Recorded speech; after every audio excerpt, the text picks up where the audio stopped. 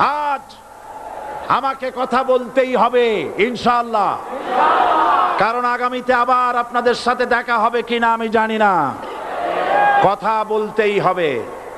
আমি দেখতে পাচ্ছি বাংলাদেশের ভাগ্য আকাশে উত্তর গগনে কালো মেঘ জমা হয়েছে, ঝড়ের পূর্বাভাস লক্ষ্য করছি। যদি মোকাবেলা করতে না পারেন সক্ষম ভাবে, এমন অন্ধকার গাঢ় কালো অমাবস্যার রাত আসতে পারে যার সুবে সাদেক হওয়া অসম্ভব। সুতরাং আপনারা কি কাপুরুষের মতো কাফের মুশরিকদের গোলামি করে মরতে চান? বিড়ালের মতো 500 বছর বেঁচে থাকার কোনো লাভ নাই। সিংহের মতো 1 ঘন্টা বাঁচতে চাই। আমাকে বলছে রাজাকার। শুনে রাখো চট্টগ্রামের লক্ষ লক্ষ জনতা, পার্লামেন্টে যখন আমাকে এই কথা বলা হয়েছিল, আমার পার্লামেন্টের কলিগ জাফরুল ইসলাম চৌধুরী বসে আছেন পাশে, প্রধানমন্ত্রী সুদ্ধা, অন্তত 3 শতাধিক পার্লামেন্টের সম্মানিত সদস্যরা সেদিন বসা। 1997 সনের বাজেট বক্তৃতা যখন আমি করতেছিলাম, ডক্টর কুদরতে খোদা, নাম রাখছে কুদরতে খোদা, আসলে গজবে খোদা। এই লোকটি নাস্তিক, ইসলামের চূড়ান্ত দুশমন। তার প্রণীত শিক্ষা ব্যবস্থার যখন সমালোচনা করছিলাম, ট্রেজারি বেঞ্চ থেকে আমাকে বলা হলো রাজাকার। আমি আমার সমস্ত শক্তি একত্রিত করে বলেছিলাম, শুধুমাত্র হিন্দুস্তানের রাজাকারেরাই আমাকে রাজাকার বলতে পারে। আমি বলেছিলাম 1973 সন পর্যন্ত আমি বাংলাদেশের কোন রাজনৈতিক দলের নেতা এবং কর্মী ছিলাম না। আমি রাজাকার নই। আমাকে রাজাকার বলে যদি তাকেও প্রমাণ করতে না পারে, 10 কোটি টাকার মানহানি মামলা দায়ের করব। আমার এই বক্তব্য সারা দুনিয়া শুনেছে। পার্লামেন্টে আমার এই বক্তব্য রেকর্ড হয়ে আছে।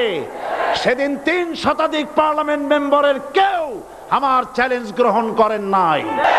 যে কোনো ব্যক্তি পার্লামেন্টে গিয়ে আমার বক্তৃতা দেখে আসতে পারেন।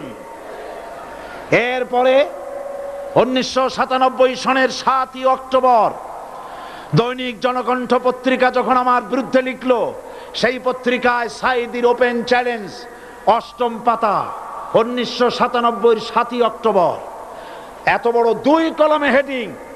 সেখানে আমি বলেছি, বাংলাদেশের সকল সাংবাদিক, গোয়েন্দা বিভাগ, বাংলাদেশের সকল বুদ্ধিজীবীকে আমি আমার পিরোজপুরে আমন্ত্রণ করছি। আমার উপস্থিতিতে যদি কেউ প্রমাণ করতে পারে বাংলাদেশের স্বাধীনতা যুদ্ধের বিরুদ্ধে আমার কোনো ভূমিকা ছিল, সজ্ঞানে স্বেচ্ছায় জাতীয় সংসদের সদস্য পদ থেকে পদত্যাগ করব। 3 বছর পার হয়ে গেছে, আজ পর্যন্ত কেউ এই চ্যালেঞ্জের মোকাবেলা করে নাই।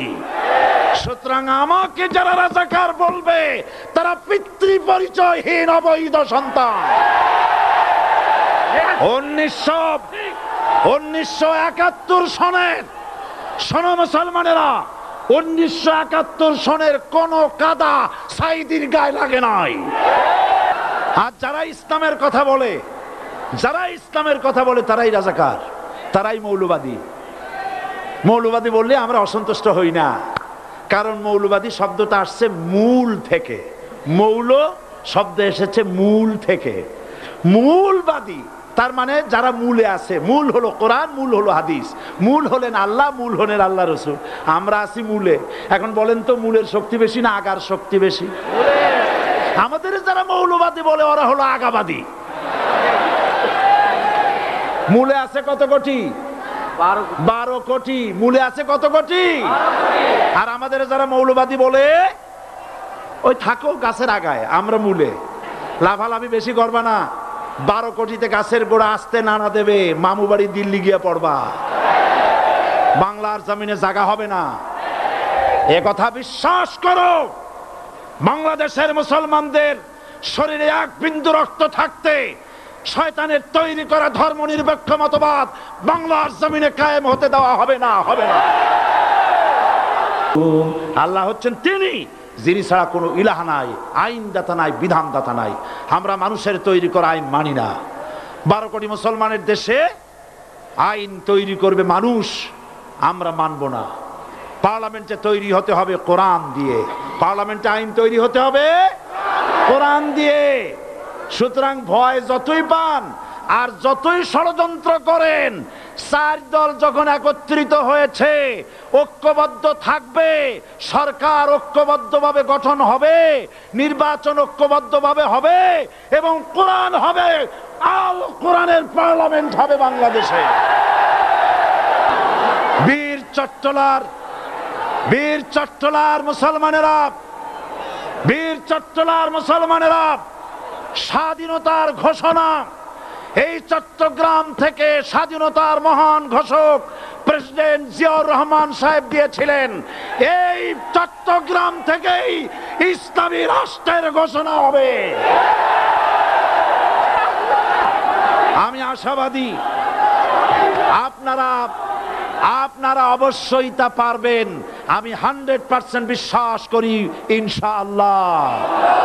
কারণ যে ষড়যন্ত্রের মোকাবেলা করে স্থানীয় রাজনৈতিক দলের নেতৃবৃন্দ কোরআনের মাহফিল সিনায় এনেছেন, আমি প্রথম দিনই বলেছি চট্টগ্রাম তাফসিরুল কোরআন মাহফিল কোন রাজনৈতিক দলের প্রতিনিধিত্ব করে না। এটা কোন জামাত শিবিরের একক সম্পদ নয়, এটা চট্টগ্রামের মুসলমানদের কলিজার টুকরা তাফসিরের মাহফিল। সুতরাং এই মাহফিল চট্টগ্রামে থাকবে ইনশাআল্লাহ কিয়ামত পর্যন্ত।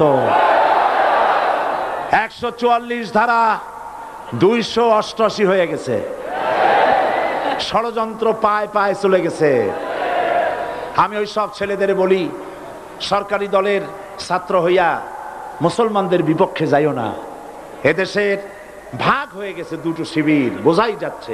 একদিকে ভারতের পা চাটা গোলাম, 20 শতকের শ্রেষ্ঠ মুজাদ্দিদ আল্লামা সৈয়দ আবুদাল্লাহ মওদুদী রহমাতুল্লাহ আলাইহি তিনি এক জায়গায় লিখেছেন, স্বৈরাচারীরা তার পতনের সমস্ত ছিদ্র বন্ধ করে, কিন্তু একটা ছিদ্র বন্ধ করতে পারে না, মনের ভুলে সে ছিদ্রটা থেকেই যায়, যেই ছিদ্র দিয়ে আসলে তার পতনটা হবে। ক্ষমতায় গিয়ে মনে করে চিরকাল ক্ষমতায় থাকবো।